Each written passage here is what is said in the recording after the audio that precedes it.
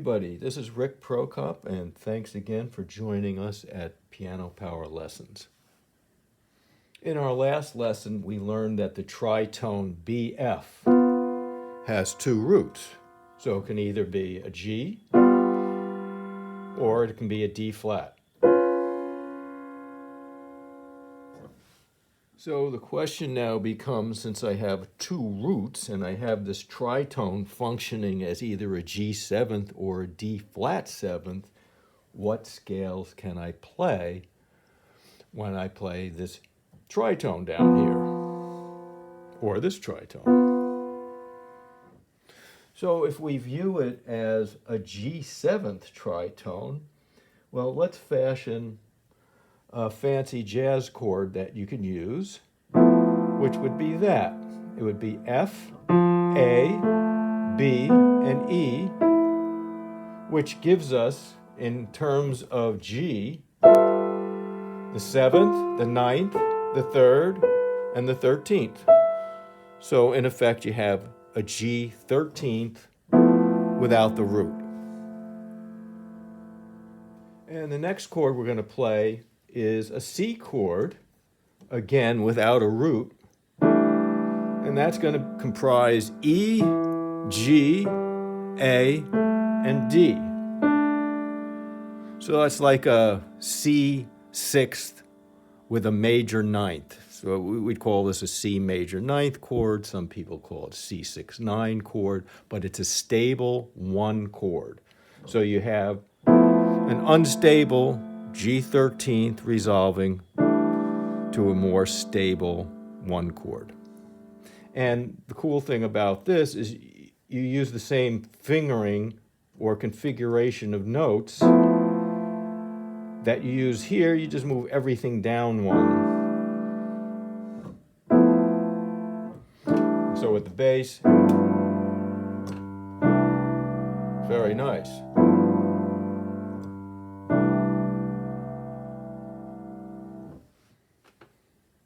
So the first question is, well, what do we play when we have a G7th resolving to a C? And looking at any jazz chart, what one should do is find the 7th chord and say that the song is D minor 7th, G7th, and C. And that just keeps repeating.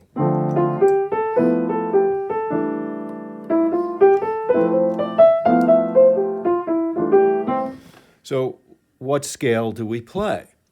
So the answer is to look for the 5 chord, or the 7th, the dominant 7th chord. The dominant 7th chord being G7th in this case, G13th, and then you inspect all the chords right around that chord and see if those chords fall into the realm of C major. And so C major has C major 7th, D minor 7th, E minor 7th, F major 7th, G7th, A minor 7th, okay? So now I have the 2 chord, D minor 7th and the G7th and the C. So they all fall into the realm of C major. And the cue was the G7th chord. That's what cued me to look for C major. And I found it, I found verification of that with the D minor 7th chord that is also in the key of C major.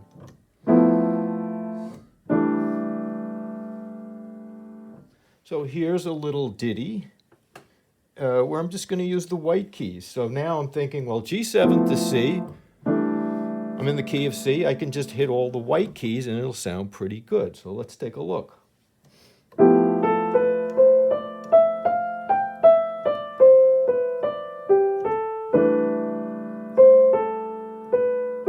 Do that again for you.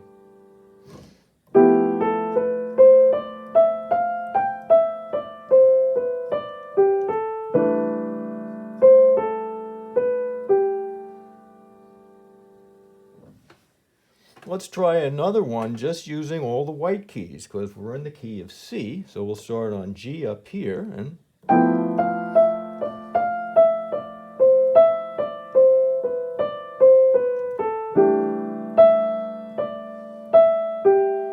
again.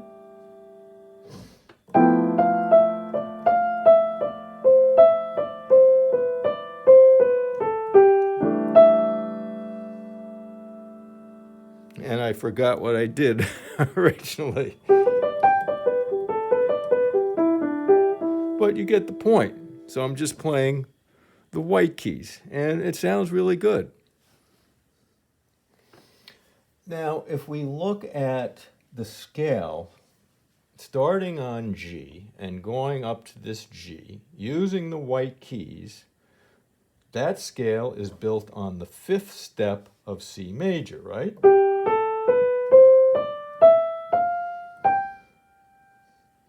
But it doesn't sound like a major scale.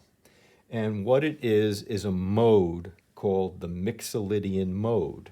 And you don't need to know this stuff. You don't, I mean, it's not going to help you improvise any better if you look at this as all white keys or G mixolydian. But what I want to look at is every one of these notes in this scale and see how they sound against the G13th chord we're playing. Let's take a look. So the root sounds good. The 9th sounds good because that's already in the chord. Of course, the 3rd sounds good. And here's your first and only clash, really. So this C is clashing with this B of the G7th tritone. Okay, so we know that. Then we have the 5th, which sounds good. The 6th or the 13th in this case sounds great, and the 7th, of course, sounds good. So everything sounds good except for this C. So is there a way that we can change this so perhaps this area here sounds good and coalesces with this G13th chord better? So let's take a look. What if I do this? What if I raise the C to C sharp? Now I have what's called a sharp 11. And so the chord would be this: G, B, D, F, A, sharp 11th, C sharp. And occasionally you'll hear this in the context of the 13th on top with the sharp 11. Okay, I also want to point out, just by doing this, look what we have. We have a G triad here and an A triad. And these sound great. Here's G, here's A, okay? So this can all be, assist us melodically too. So is there a way that we can incorporate this G major and A major into a nice melody in the key of C? Yeah.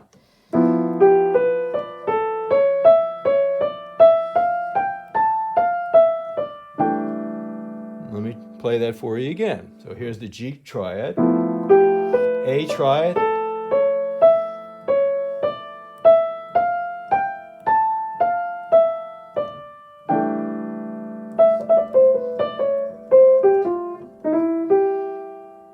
so you see how that works. So this C sharp in the equation now adds a lot of sparkle to our line or to our melody. It's something brand new that you couldn't have gotten just using a C. So what is the technical name for this new scale, which incorporates the sharp 11th? Well, it could be the altered mixolydian with a sharp 4th. It really doesn't matter. What matters is you understand what's happening here and why it exists in the first place. All right, let's take a look now. If we look at this tritone as a D flat 7th. Okay, so we're going to alter this chord now in the left hand, and we're going to have an F, an A flat, a C flat, and an E flat.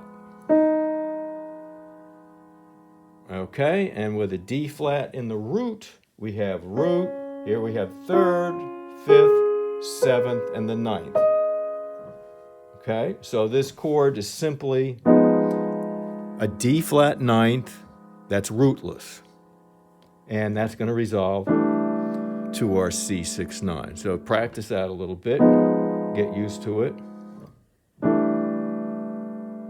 Very modern sounding.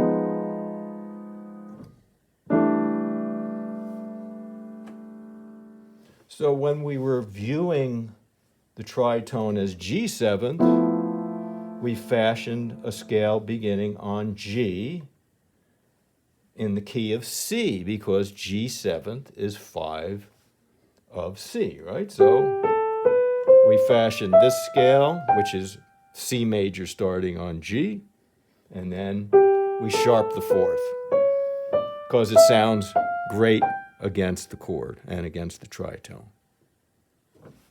And because the C was a dissonant with one member of the tritone, remember? All right, so we're going to do the same thing now with D flat ninth or D flat 7th. And so D flat 7th is the 5 chord of G flat major, right? G flat major is all black keys with a C flat and an F in it. Or if you, okay, it's your tritone, it's your G7th tritone renamed C flat and F. Okay, so there you go. So it's this. So that's your G flat scale. Right? And that would normally resolve to G flat, because it's a D flat 7th. But we proved last lesson that this chord can be analyzed in terms of G, and thereby resolve to a C. So D flat 7th is 5 of G flat major.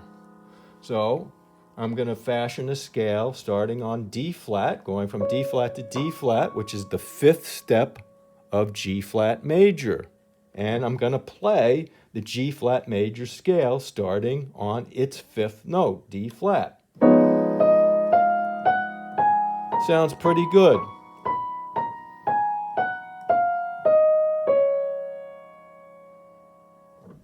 So here's a little passage where we're going to go from the D flat 7th, but it's a disguised G7th, right? Because of the tritone substitute situation, going to C. And on the D flat 7th chord, I'm just going to play in the key of G flat major.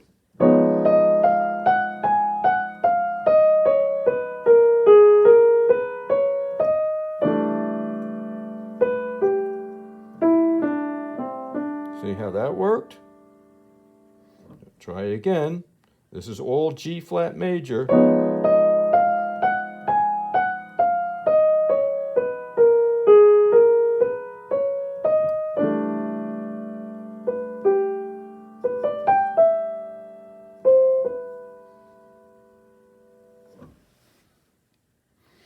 Now let's go up that G flat scale starting on D flat as we play this D flat 9th chord down here, which is really a G7th with a G augmented 7th with a flat 9, which you learned last lesson. So we go up. Everything sounds good until we get to this 4th note again. 4th note, this F sharp clashes with this F down here. So we have this. Everything's good. That's not good. This is good. This is good. All the other notes are fine. So the same way we raise the 4th note in G to a C sharp, we're going to raise the 4th note of this scale.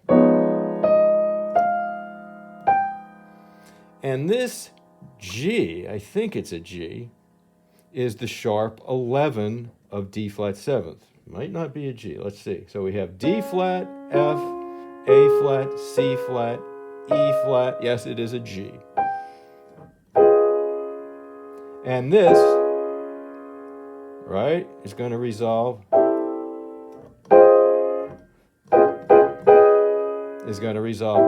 to a C. So this original G-flat major scale starting on its fifth step is the mixolydian.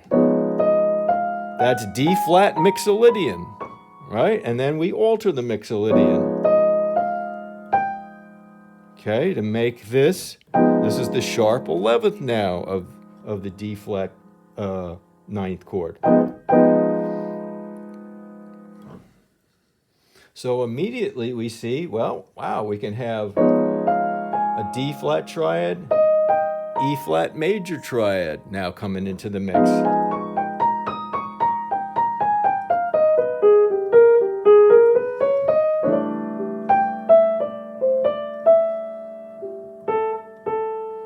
See, here's D-flat, here's E-flat, D-flat, E-flat. Okay, and then knowing all this stuff, you have to put in the work and futz around with these scales and discover things within them. So the first thing you want to do is get a fingering for this new scale.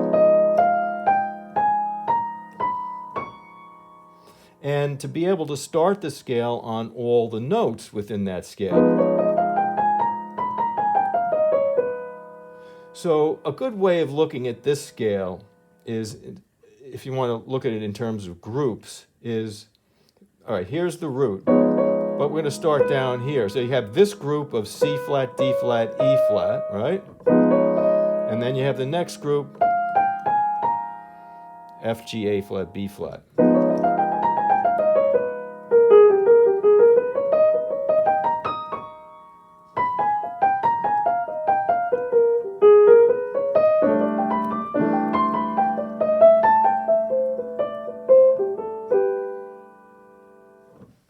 Likewise, you might want to start practicing on the A flat here.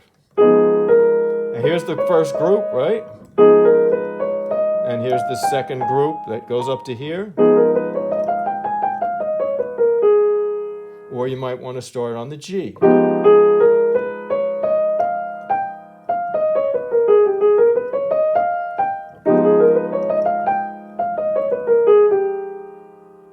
And get these fingerings down to where it's just automatic.